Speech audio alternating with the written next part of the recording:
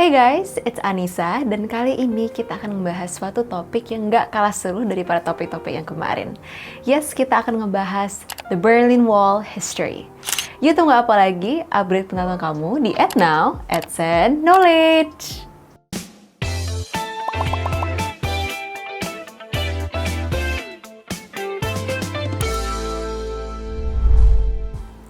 Pernah nggak sih Sobat AdSense membayangkan bagaimana hidup dalam kondisi yang begitu tertekan setelah akses satu-satunya untuk pergi ke tempat lain harus melewati tembok beton setinggi 13 kaki yang dijaga ketat oleh tentara? Bagi banyak orang di Jerman Timur selama Perang Dingin, tembok beton tersebut tidak hanya menjadi hambatan fisik yang tampaknya tidak dapat diatasi, tetapi juga merupakan simbol terakhir dari zona perbatasan yang memisahkan mereka dari kehidupan yang lebih bebas. Tembok Berlin membentang lebih dari 96 mil, dengan hanya 27 mil berada di dalam wilayah Berlin. Sisanya melintasi perbatasan antara Jerman Timur dan Barat. Meskipun pasukan Jerman Timur yang berjaga di sepanjang perbatasan menambah sulitnya tingkat perjalanan dan jalur penyeberangan antar wilayah, namun nyatanya guys, lebih dari 5.000 orang berhasil melarikan diri dari Jerman Timur melalui tembok Berlin dengan berbagai cara, termasuk memanjat, menggali, dan bahkan menggunakan balon darurat. Hanya saja, upaya pelarian ini juga mengakibatkan hampir lebih dari 600 kematian, yang tentunya mengingatkan kita akan betapa sulitnya kondisi hidup yang mengerikan di Jerman Timur, sehingga mendorong orang untuk mencoba melintasi tembok Berlin dengan berbagai cara. Situasi Perang Dingin yang kala itu ditandai oleh persaingan antara Uni Soviet dan Amerika dalam hal perbedaan ideologi, kemudian menciptakan ketegangan global yang semakin mempengaruhi berbagai konflik lainnya, seperti halnya Perang Vietnam dan pembangunan tembok Berlin. Meskipun pembangunan tembok Berlin terjadi secara cepat pada tahun 1961, namun guys, akar masalahnya dapat ditelusuri kembali sejak fase akhir Perang Dunia Kedua. Kala itu, sekutu membagi Jerman menjadi 4 wilayah yang masing-masing dikuasai oleh Amerika, Inggris, Prancis, dan Uni Soviet. Perbedaan pendekatan antara kelompok Barat yang berusaha untuk membangun kembali Jerman Barat dan Timur dengan prinsip Jerman Timur yang kala itu dipimpin oleh Uni Soviet menjadi salah satu pemicu utamanya. Ketegangan yang memuncak dengan blokade Berlin pada tahun 1948 semakin meruncing ketika Stalin mencoba memaksa sekutu meninggalkan kota Berlin atau setidaknya mengikuti syarat yang ditetapkan oleh Uni Soviet. Meskipun rencananya untuk menyatukan kembali Jerman di bawah panji komunisme gagal, namun blokade tersebut justru memperkuat keberadaan Amerika di Jerman Barat sehingga semakin memperburuk ketegangan antara kelompok Barat dan Timur. Krisis internasional pertama dalam Perang Dingin terjadi ketika Amerika menolak menyerah terhadap otoritas Uni Soviet di Berlin tanpa perlawanan. Menanggapi hal ini, mereka bahkan meluncurkan Berlin Airlift dengan maksud untuk membawa semua pasokan komoditas yang diperlukan oleh masyarakat di Berlin Barat.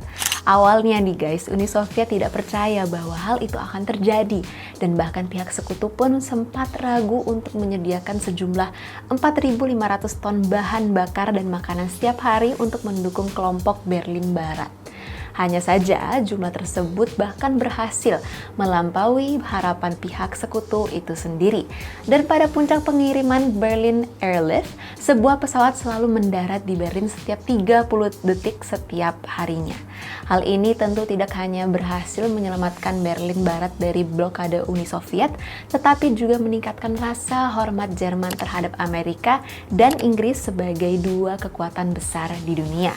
Berkat bantuan dari kedua negara sekutu tersebut, Berlin Barat terbukti dapat berkembang pesat. Beberapa pilot bahkan menghibur anak-anak dengan menjatuhkan permen dari udara, sehingga meningkatkan citra sekutu sebagai penyedia makanan dan kebutuhan yang baik. Sementara di sisi lain, Berlin Airlift menjadi pukulan telak bagi Uni Soviet, terutama saat mereka masih berjuang melawan bencana kelaparan dan masalah ekonomi di Berlin Timur. Meskipun demikian, mereka terus menekan politisi Jerman Barat secara kontinu. Sebagai respons, Jerman Barat lalu mengumumkan pembentukan Republik Federal Jerman pada 23 Mei 1949. Pada bulan Oktober di tahun yang sama, menariknya nih guys, Uni Soviet juga mendirikan Republik Demokratik Jerman di Jerman bagian timur. Meskipun kota Berlin sepenuhnya terletak di Republik Demokratik Jerman, namun kota ini juga terbagi menjadi timur dan barat, dengan Republik Federal Jerman menguasai bagian barat kota dan begitu pun sebaliknya. Pembentukan negara-negara baru ini sayangnya tidak mengakhiri ketegangan antara Amerika dan Uni Soviet. Bahkan saat Perang Dingin berkembang, Uni Soviet membutuhkan cara lain untuk menghentikan aliran penduduk mereka yang terus bermigrasi ke Jerman Barat. Untuk tujuan ini, mereka lalu memerintahkan Republik Demokratik Jerman untuk membangun tembok Berlin yang secara efektif memisahkan Berlin Timur dan Barat. Dan tembok ini dibangun dari balok kayu dengan kawat berduri di atasnya.